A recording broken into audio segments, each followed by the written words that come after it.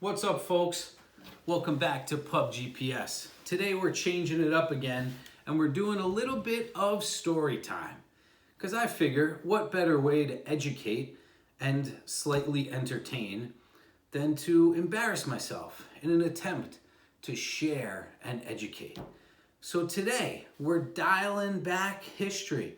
We're going back in time to when I was 23 years old, which would be, eek, don't worry, I'm not great at math. I just work with numbers for a living. But it was a long time ago when I was trying to make a name for myself and get out there and meet new people and grow this business that I decided to grow in the land of financial planning.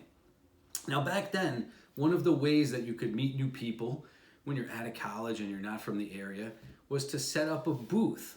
Now, there's still a lot of places out there that do these days with much success, and even more so back in the day when I was doing it. Now, this expo in particular that I paid, I believe, $150, and I split with another advisor to attend, was at the Rochester Women's Expo. Now, what better place for a young man to try and meet new potential clients than the Rochester Women's Expo? In addition to that, I had the privilege of being able to speak and do a presentation at this year's expo. And trying to be creative, I came up with the title, How to Fit Into Your Retirement Clothes. And my thinking was that it would be a spin on the changes and the lifestyle decisions that you would have to make in order to be on track for retirement. Maybe you'd have to go on a financial diet in order to save extra money. I had all kinds of silly puns come up with that would just hopefully hit home and make the presentation memorable or noteworthy. So here's what happened. The day of the expo, I'm standing there. Now, the seating area where the presentation was going to be probably had about 150 chairs for people to sit. So it had capacity for a very big audience. I was not expecting that many takers to be interested in fitting into your retirement clothes. So I only brought about 20 packets, 20 pamphlets with me of information that would assist on the talking points that I was going over. But as people were walking past my booth, not talking to me, of course, but I'd overhear them talking, so-and-so, what presentation you're going to? And I kept hearing, I'm gonna go to the how to fit into my retirement clothes, And I got super excited, super pumped up.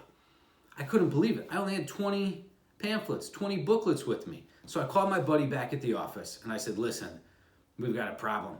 I'm gonna have a huge turnout and I'm not ready for it. So I told him what pieces I needed. He put together 50 more folders and raced them downtown to get them to me. So he got there just in time.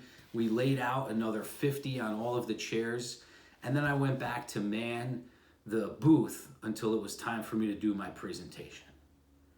Now you're probably wondering and getting excited to see how many people were going to show up. And I don't want to spoil it, but word got around that it wasn't about fashion and it wasn't about retirement clothing. It was about finances. Word got around unbeknownst to me. So I show up at 1 o'clock. I'm walking around the corner. I'm nervous, I'm a little sweaty. I'm expecting to see this room full of people. And I come around and peek out, and it was humbling, to say the least. I had my one buddy in the third row sitting there by himself, who had brought all the packets.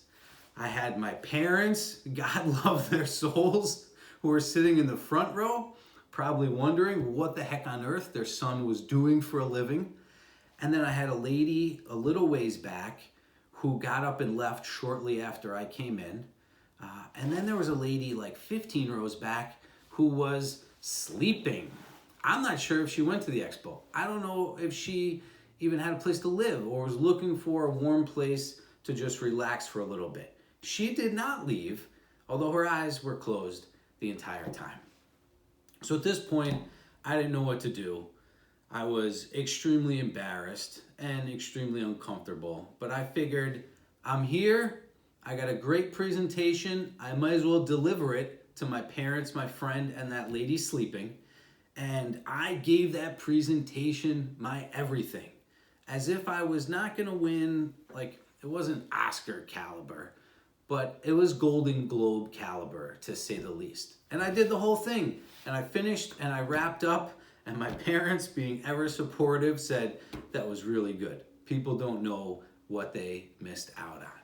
So there's a couple of takeaways from today for any stage of a business or any stage of a venture that you're in. The first takeaway is to be humble and to be prepared.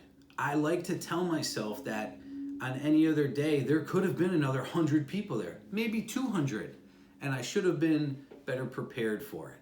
The humbling part just comes with experience. The second lesson to learn is that you have to take a risk, and that means putting yourself in uncomfortable positions. When you're early on in an experiment with whether it's starting a business or a relationship or just some idea or a hobby, the way to break through and to grow is to be vulnerable enough to be uncomfortable and to live with it and try new things. There are probably a whole bunch of other lessons that I can't think of right now, but I hope that you enjoyed this story, throwing me under the bus a little bit, but it was well worth sharing. See you next time.